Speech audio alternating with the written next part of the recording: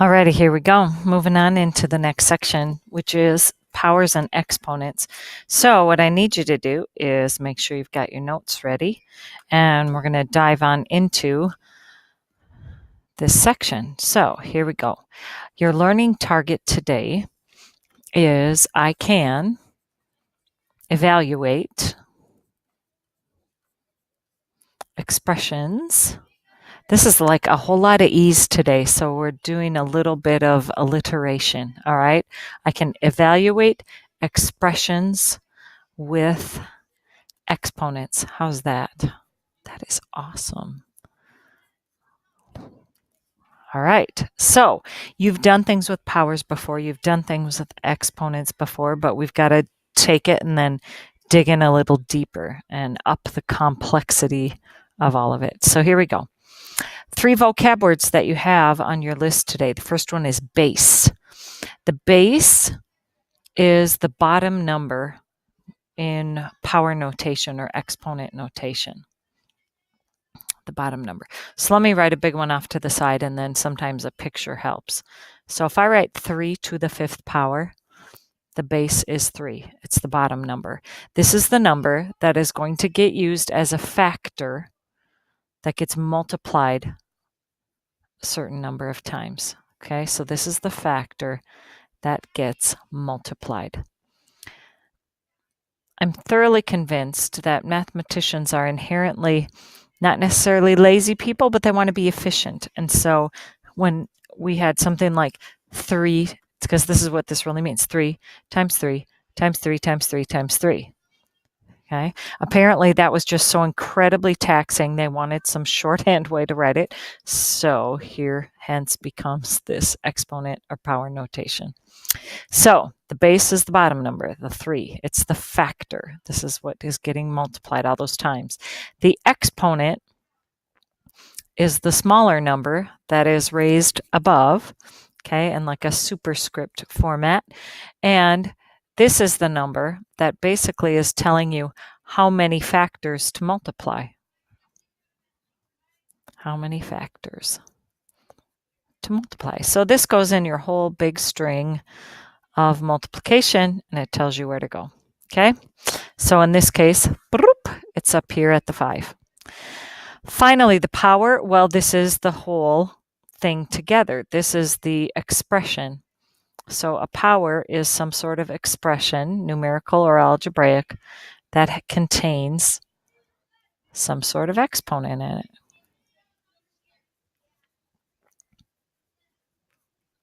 Here we go. So this is 3 to the 5th power. That is a power of 3.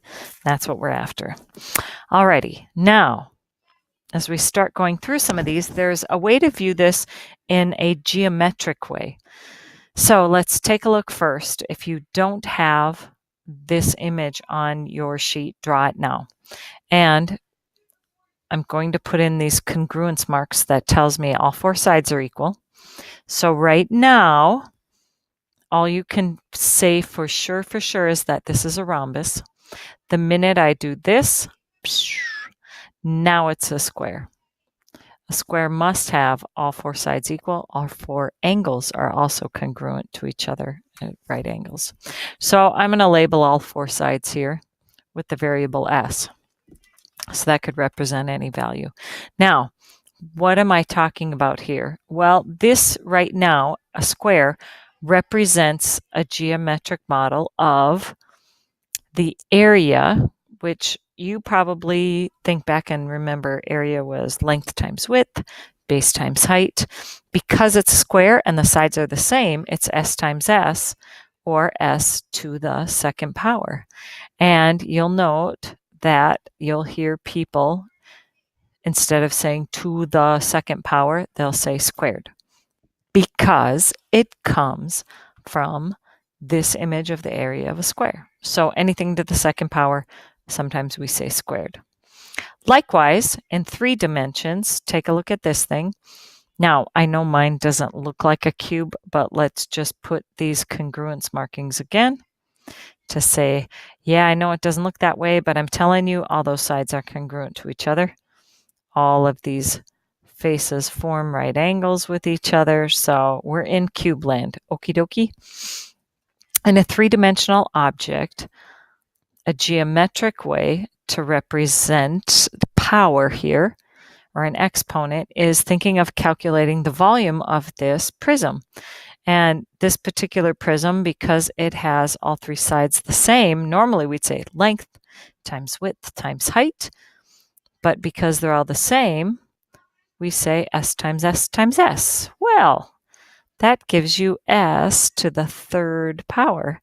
And because it's to the third power and they're all the same, and it comes from this prism that is a cube, we say cubed. That's where it comes from. Okay. These two are ways to represent a power.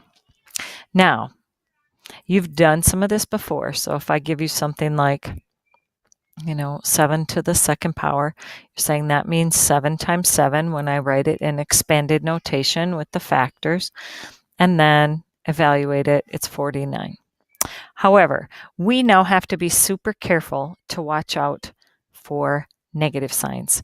Here's why. If I tell you, take -6, wrap it in a pretty parentheses package, and take that to the second power, here's what you are thinking. Well, this -6 is my base, and the exponent is telling me to multiply it times itself. I have two factors of -6. Final answer is positive 36. Done. Good. However, go get a calculator because I want to show you something. If you write this does not mean the same thing as the statement above it, this expression. The big difference here is parentheses, and here is why. You have a negative sign here, and then 6 to the second power. Technically, my base is not -6. My base is only 6. And the negative sign out front, you treat like a -1 times the 6 to the second power. Check it on a calculator because your final answer is going to be -36. And this is why. You don't have the parentheses wrapping it all together to be that base. So anytime you see a negative sign sticking out in front of a power, I need you to think of it as this negative sign that's tagging along. It's not part of the whole deal. It's just dragging itself along and following, and you only have one of them. It's kind of like when you have to babysit and you've got that annoying little cousin that you have to drag everywhere. That's it. Okay. All right, so let's take a look at a few of these. -6, the whole thing wrapped in parentheses to the third power. When I say evaluate, I want to know what this is equal to. This means -6 as the base and use it as a factor 3 times. Negative times negative, these two together make a positive number, but then another negative value makes it negative. 6 times 6 times 6 is 216. Boom, done. Look at this one. -10 to the second power, no parentheses. This is the annoying little cousin you're babysitting, that negative sign out front, times 10 squared, and it only applies to the 10.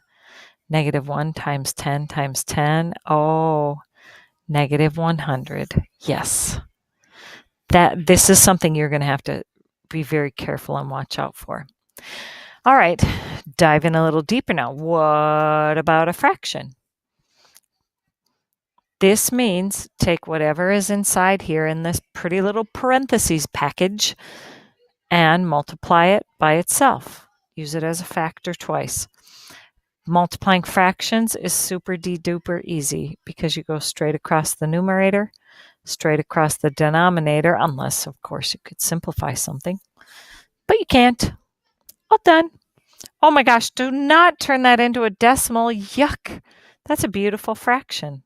Leave it that way. Okay, here's a couple more. I got to rewrite this because, when I type this stuff up, if I don't have the easy way to make your fractions look vertical, It just is annoying. So I'm going to rewrite this way. All right, the whole thing's wrapped in parentheses. So that means you use -1/2, yes, negative, as a factor 4 times. Okay, these two make positive, these two make positive. You end up with positive 1/16. Yes. Now this is a little different. The exponent applies only to what's inside the parentheses, which means the 1/3 gets used as a factor twice. This negative sign out front is your annoying cousin, the -1 times this. Your final answer is going to be negative and 1/9. Okay? So letting that sink in a little bit. The other objective you have to do is being able to now work backwards from writing your power notation.